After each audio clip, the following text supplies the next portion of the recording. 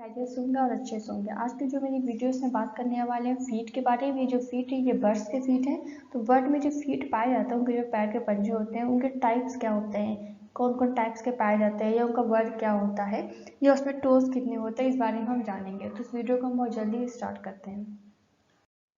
देखिए, सबसे पहले लिखा हुआ है नंबर 1 पर। यहाँ पर कुछ कुल मिला के 5 टाइप्स के फीट के बारे में जानेंगे। कुर्सोरियल एंड रनिंग फीट लिखा हुआ है। तो ऐसे जो फीट होते हैं कुर्सोरियल रनिंग फीट, ये बहुत फुर्तीले फीट होते हैं और रनिंग में यूज़ होते हैं। तो रनिंग में यूज़ होते हैं इसलिए फुर्तीले होते हैं। इन रनिंग बर्ड्स, यहाँ से हम इसको स्टार्ट करते हैं। In running birds the legs are powerful and number of toes is reduced. तो रनिंग जो बर्ड्स होते हैं उनके जो लेग्स कैसे होते हैं, उनके लेग्स होते हैं पावरफुल होते हैं, और जो टोज होता है उसमें नंबर ऑफ टोज जो होता है वो रिड्यूस होता है, मतलब कि कम होता है। टोज क्या होते हैं, कम होते हैं उसमें, और रनिंग बर्ड जो लेग्स होते हैं रनिंग बर्ड के वो पावरफुल होते हैं। द हाइंड टो में बी एलिवेटेड, रिड्यूस और एब्सेंट। और जिनका जो हाइंड टो होता है, हाइंड टो या तो एलिवेटेड होता है या फिर रिड्यूस होता है, कम होता है, और या फिर एब्सेंट हो जाता है, एकदम ही नहीं होता है। In bustards, coursers and attitudes such as emu, rhea etcetera only 3 toes present. तो जिस टाइप के बर्ड्स हैं जैसे कि बस्टर्ड्स हैं, कोर्सर्स हैं, या एटिटीज है, या एमू है, इसमें जो टोज होते हैं वो 3 होते हैं। तो इनके जो फीट होता है उस पर 3 टोज पाए जाते हैं। Ostrich has only 2 toes in which outer one is smaller. तो ऑस्ट्रिच में सिर्फ 2 टोज होते हैं, जैसे कि बस्टर्ड कर्सर्स में 3 टोज हैं, तो ऑस्ट्रिच में ओनली 2 टोज पाए जाते हैं, और इसमें से एक टो जो होता है वो छोटा होता है साइज में। तो देखिए, यहाँ पे मैंने टोज को फीट को शो किया है। ये फीट है ऑस्ट्रिच का और ये फीट है एमू का। तो जैसे मैंने बताया था कि एमू है, रिया है, बस्टर्ड है, कोर्सर, इसमें 3 फीट टोज पाए जाते हैं। तो जैसा कि आप यहाँ पे अच्छे से देख सकते हैं, यहाँ पे 3 टोज शो किया गया है, 1, 2 एंड 3। और जो कर्सर और जो ऑस्ट्रिच है, ऑस्ट्रिच में 2 टोज हैं, और ये फर्स्ट टो है इसका, और जो सेकंड टो है इसका देख लीजिए आप, स्मॉल है, और सेकंड टो में नेल भी नहीं पाया जाता। तो नेल इसमें देखिए सेकंड टो में आपको नहीं दिखाई देगा। अब इसके आगे चलते हैं। इसके आगे है पर्चिंग फीट। तो जब बर्ड्स वगैरह बैठते हैं रेस्ट करने के लिए, तो ये वो फीट के बारे में बात हो रही है यहाँ पे। पर्चिंग करने के लिए जब वो बैठते हैं रेस्ट करने के लिए, तो उस टाइप के फीट होते हैं। जैसे कि स्पैरोज हो गया, क्रोज हो गया, बुलबुल्स हो गया, रॉबिन्स एक्सेट्रा, इसमें इस टाइप के फीट पाए जाते हैं। 3 toes are anterior and cylinder while 1 toe is posterior. तो ये जो स्पैरो, क्रोज, बुलबुल्स, रॉबिन्स वगैरह है, इसमें जो फीट होते हैं पर्चिंग फीट होते हैं। जैसे कि किसी ब्रांच वगैरह पर वो जाके बैठ जाते हैं, रेस्ट करते रहते हैं, तो उस टाइप के फीट होते हैं। तो इसमें जो 3 टोज होते हैं, इनके आगे के जो 3 टोज होते हैं, एंटीरियर 3 टोज जो होते हैं इसमें, जैसे कि वो कैसे होते हैं, सिलेंडर होते हैं। जो 3 टोज होते हैं वो एंटीरियर होते हैं, आगे की तरफ होते हैं, और सिलेंडर होते हैं, पतले होते हैं। और वाइल 1 टो इज पोस्टीरियर, और एक टो इनका जो होता है वो पोस्टीरियर होता है, मतलब पीछे की तरफ होता है। स्ट्रांगली बिल्ट होता है, अपोजेबल होता है, सो डैट। तो स्ट्रांगली बिल्ट मतलब कि 3 टोज इनका तो एंटीरियर की तरफ पाया जाता है, 1 टो इनका पीछे की तरफ पाया जाता है। जो पीछे की तरफ इसका टो पाया जाता है वो स्ट्रांग होता है और अपोजेबल होता है। अपोजेबल का मतलब ये हुआ कि एक इनका फीट है, एक ही फीट में 4 टो पाए जा रहे हैं, जिसमें से 3 टो जो एंटीरियर की तरफ पाया जा रहा है और 1 टो पोस्टीरियर की तरफ पाया जा रहा है, मतलब कि अपोजिट साइड की तरफ पाया जा रहा है, इसलिए इसको अपोजेबल कहा गया। इसके साथ साथ ये जो अपोजेबल फीट है, पोस्टीरियर साइड पर फीट पाया जा रहा है, ये ग्रास्पिंग के लिए, मतलब चीज़ों को पकड़ने के लिए, ग्रास्प करने के लिए, हैंडल करने के लिए, ऑब्जेक्ट्स वगैरह को यूज होता है। They can subsequently fasten the food to a branch और ए पर्च। तो इससे ये जो पोस्टीरियर तरफ फीट पाया जा रहा, टो पाया जा रहा है, जो कि अपोजेबल था, अपोजिट साइड पाया जा था, तो इस फीट टो की वजह से ये किसी भी ब्रांच को स्ट्रांगली अच्छे से पकड़ लेते हैं। ठीक है,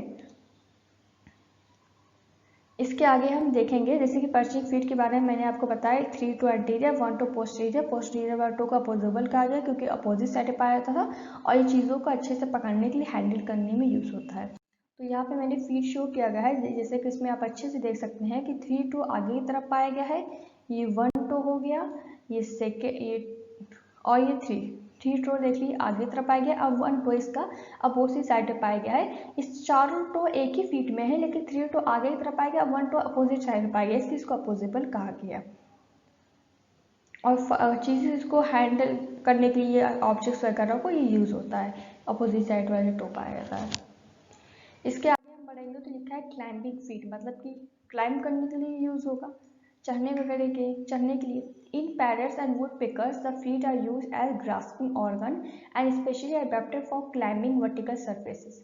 तो जो पैरट्स वगैरह हैं या फिर वुड पेकर्स वगैरह होते हैं, उसमें जो फीट होता है वो ग्रास्पिंग ऑर्गन के तरीके से यूज़ होता है, मतलब किसी चीज़ को अच्छे से पकड़ने के लिए यूज़ होता है, ग्रास्प करने के लिए, मुट्ठी से पकड़ने के लिए यूज़ होता है। And specially adapted for climbing vertical surface, कोई भी वर्टिकल सर्फेस है, मतलब कि कोई वर्टिकल मतलब कि कोई भी सर्फेस मतलब जो कि सीधा हो, लंबाई में हो, लेंथ में हो, वर्टिकल सरफेस है कोई, उस पर क्लाइंबिंग करने के लिए ये यूज़ होता है। तो इनके जो फीट होता है वो जब वो क्लाइंब करते हैं, किसी चीज़ पे चढ़ते हैं ऊपर की तरफ, तो ये फीट अच्छे से ग्रास्प करने के लिए, पकड़ने के लिए सरफेस को यूज़ होता है।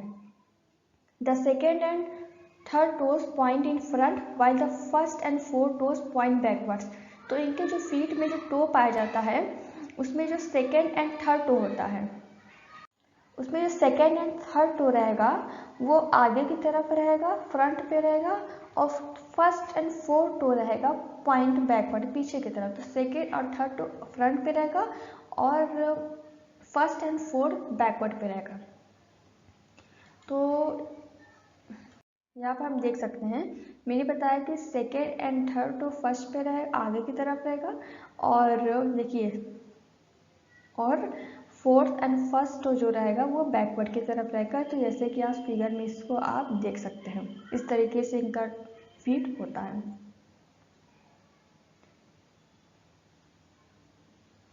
अब इसके आगे हम बढ़ते हैं। रेप्टोरियल feet, predatory or carnivorous bird such as eagles, kites, owls, etc. have strongly taloned feet for striking and grasping their prey. तो जो बर्ड्स वगैरह जो कि कार्निवोरस होती हैं, मतलब कि मांस वगैरह खाते हैं, जैसे कि ईगल्स हो गया, काइट्स हो गया, आउल्स वगैरह हो गए, उनके जो फीट होते हैं, जो इनके क्लॉज होते हैं वो स्ट्रांग होते हैं ताकि वो स्ट्राइक कर सके, मतलब कि अटैक कर सकें और अपने प्रे को, अपने जो भी इनका प्रे है, जो भी इनका शिकार है, उसको अच्छे से ग्रैब्स कर सके, पकड़ सके। ये जो टैलोन यूज़ हुआ है ये बर्ड के फीट के लिए यूज़ हुआ, मतलब कि ये समझ सकते हो आप, टैलोन का मतलब क्लॉज भी आप समझ सकते हैं। The toes have strongly developed sharp and curve clause. जो टोज होते हैं इनके कैसे स्ट्रांगली डेवलप्ड होते हैं, स्ट्रांग होते हैं, शार्प होते हैं, बहुत तेज धार वाले होते हैं, और उनके जो क्लॉज होते हैं वो थोड़े से कर्व होते हैं, ठीक है, मुड़े हुए होते हैं। Large and fleshy birds called tallery are found on the under surface of toes. तो इनका जो टोज होता है, टोज के अंदर की तरफ एक आउटग्रोथ होती है बल्ब के जैसे से, मतलब कि जो बल्ब होता है उस तरीके से एक आउटग्रोथ निकली रहती है, इसको टैलरी बोलते हैं।